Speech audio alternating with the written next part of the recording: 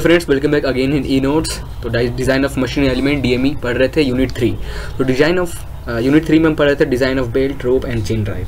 Part 7 में हमारा है design of cast iron pulley. Okay, तो ये सब जो कास्ट आयरन है हमारा, ये पुली, कास्ट आयरन पुली जो है हमारा, इसकी डिज़ाइन करनी है। इसका जो ये अपर पार्ट दिख रहा है, इसका रिब, इसका ये जो आर्म लगा हुआ आर्म, और ये हब, ठीक है, ये हब यहाँ पे एक्चुअली ये हब यहाँ लगा हुआ है, ठीक है। तो ये सब हमें डिज़ाइन करना है। यहाँ देखिए ये हब है, ये आपका सॉलिड, ये जो दिख रहा है ये सॉलिड पुली है, क्योंकि इसमें आर्म नहीं, ये सॉलिड बस पतला हो गया है यहाँ बीच में, यहाँ पे आर्म नहीं लगा है। तो ये सब हमारा, ये देखिए ये आर्म लगा हुआ है, ये हब है, और ये आपका रिब, ठीक है। सो डिज़ाइन स्टार्ट करते हैं कास्ट आयरन पुली का। तो सबसे पहले तो हम पुली का डिज़ाइन करेंगे। डायमेंशन ऑफ पुली, पुली का क्या डायमेंशन होगा वो देखेंगे ना। First we have to calculate centrifugal force acting on the rim of the pulley। जो centrifugal force हमारा एक्ट हो रहा है रिम पे, पुली के रिम पे, क्योंकि रोटेट हो रहा है सेंट्रीफ्यूगल बाहर की ओर, एक फोर्स एक्ट होगा। तो sigma T is equal to rho v square, where rho is the density of rim material that is 7200 kg per meter cube for cast iron के लिए। कास्ट आयरन के लिए हमारा जो डेंसिटी होता है of material that is 7200, okay, and v is the velocity of rim, ठीक है। तो therefore sigma t is that centrifugal force, sigma t is equal to rho v square, okay। Now diameter of pulley, from this equation v is equal to pi dn upon 60, pi dn upon 60 आप यहाँ put करो, और put करने के बाद आप from this जो equation बनेगा, उस इक्वेशन से आप diameter of pulley capital D, हमारा पुली का होल डायमीटर क्या होगा वो आप कैलकुलेट कर लोगे, ठीक है। उसकी डायमीटर आपको पता चल जाएगी। Now width of the pulley, pulley की विड्थ क्या होगी वो फाइंड करना है। If the width of the belt is known, अगर आपको बेल्ट जो है आपका उसकी विड्थ, उसकी थिकनेस पता है, then the width of the pulley is 1.25 of B, where B is the width of the belt. ये स्टैंडर्ड फॉर्मूला है, ठीक है। ये डिज़ाइन डाटा बुक में आपको मैं एक बार देख लेता हूँ, फिर आपको कन्फर्म करके आपको बताता हूँ कि डिज़ाइन डाटा बुक में ये फॉर्मूला मिलेगा या नहीं। आई थिंक मिल जाना चाहिए। तो डिज़ाइन डाटा बुक में आपको फॉर्मूला ये सब देखने के लिए आप फ्लेक्सिबल मशीन एलिमेंट ऐसा आपको मिलेगा, या फिर हो सकता है आपके डिज़ाइन डाटा बुक में फ्लैट डिज़ाइन ऑफ बेल्ट, रोप, पुली आपको ऐसा मिल जाए। बट ज़्यादातर ये सब फ्लेक्सिबल मशीन एलिमेंट होते हैं, ठीक है। तो आपको हो सकता है आपको फ्लेक्सिबल मशीन एलिमेंट के चैप्टर में मिल जाए, ठीक है। जी हाँ, आपको मिल जाएगा, ठीक है।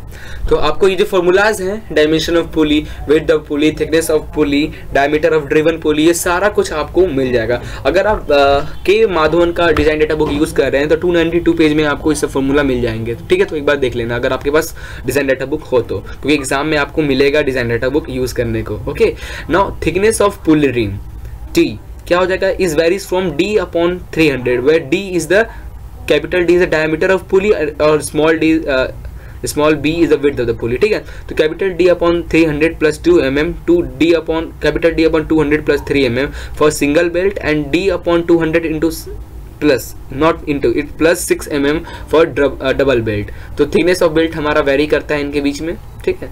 तो आप डायमीटर ऑफ पुली पुट करना और देख लेना। सिंगल बेल्ट के लिए यूज़ कर रहे हो तो ये दोनों के बीच में कोई फॉर्मूला यूज़ कर लेना, और डबल बेल्ट यूज़ कर रहे हो तो ये फॉर्मूला यूज़ कर लेना, इससे आपको थिकनेस ऑफ बेल्ट रिम निकल जाएगा। Now dimension of arm.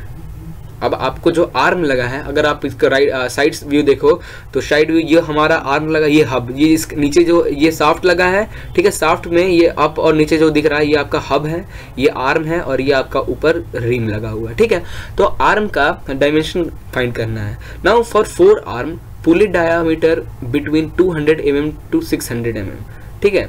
For 4 arm के लिए जो पुली का डायमीटर होगा 200 मीटर से 600 मीटर mm के बीच में होगा, ठीक है। फॉर 6 आर्म के लिए पुली का डायमीटर 600 mm से 1500 mm के बीच में होगा।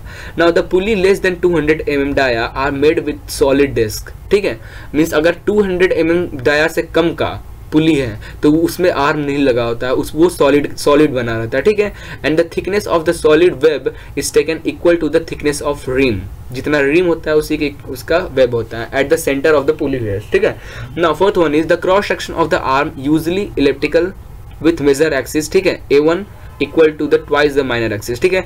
ये मेजर एक्सिस, आप जो पुली आप देखोगे तो इलिप्टिकल शेप में, नीचे ज़्यादा एरिया होगा, ऊपर सर्कल कम होगा, नीचे ज़्यादा सर्कल होगा, इलिप्टिकल फॉर्म में होता है। तो यहाँ पे जो द क्रॉस सेक्शन जो होता है okay, elliptical major axis equal to the minor axis, twice of minor axis. Means जो मेजर एक्सिस होता है, मीन्स यहाँ का जो आपका क्रॉस सेक्शन होगा, सॉरी यहाँ का, ठीक है, मेजर एक्सिस जो है वो माइनर एक्सिस का ट्वाइस है, माइनर एक्सिस का 2 गुना क्रॉस सेक्शन एरिया हमारा मेजर में होता है, ठीक है। Let T is the torque transmitted, torque तो लगेगा ही, R is the radius of pulley, N is the number of arm. So tangential load per arm, tangential load निकालोगे तो load is equal to tension upon area हो जाएगा। तो R into N by to, जितना आप use कर रहे हो number of this arm, so 2t upon r into N हो जाएगा। Now maximum bending moment on the arm at the hub end, ये जो हब पे लगा यहाँ है, तो मैक्सिमम बेंडिंग मोमेंट यहाँ पे कितना होगा, which is equal to 2t upon r into N into R, which is equal to 2t, r से r कैंसिल, ये 2t r, ये लोड आया, लोड इंटू परपेंडिकुलर डिस्टेंस, ठीक है। मूवमेंट क्या होता है, जो लोड लग रहा है इंटू परपेंडिकुलर डिस्टेंस। तो लोड हमारा कितना आया 2t upon r into N, और perpendicular distance means this distance r, radius of pulley, तो 2t upon n at section of modulus z is equal to pi by 32 b1 a1 square, ठीक है। ये हमारा section of modulus हो जाएगा form इसके लिए, क्योंकि एक साइड का बड़ा है कौन शेप में, एक साइड सर्कल, छोटा सर्कल है, एक साइड बड़ा सर्कल है, एक साइड का क्रॉस सेक्शन एरिया दूसरे साइड का दुगना है, ठीक है, ऐसा कुछ है।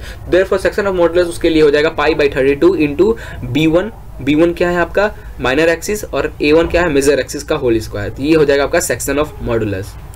Now using relation sigma B और सिग्मा टी, ठीक है, is equal to m upon Z होता है। ये रिलेशन तो आपको याद होगा, stress is equal to bending stress या torsional stress is equal to movement upon section of modulus. Therefore bending stress is equal to movement आपका आया है 2t अपॉन n, और z that is section of modulus pi by 32 b1 a1 square होता है। Through this cross section of arm calculate, ठीक है, cross section of from this equation cross section of arm you have to calculate, means a1 b1 आप calculate कर सकते हैं from this equation, okay. Now fifth one है हमारा, the arm is tapered from hub to rim, hub से rim तक। अगर पिछला डायग्राम आपको दिखाया है, ये है क्या है हमारा हब, ठीक है, ये बीच वाला पार्ट हब है, और ये हमारा अपर वाला स्केच जो पार्ट रिम है। हब से रिम तक क्रॉस सेक्शन एरिया जो होता है क्या है बता रहा है, ठीक है। The arm is tapered from hub to rim is usually 1/48 to 1/32 तक टेपर्ड होता है, ठीक है।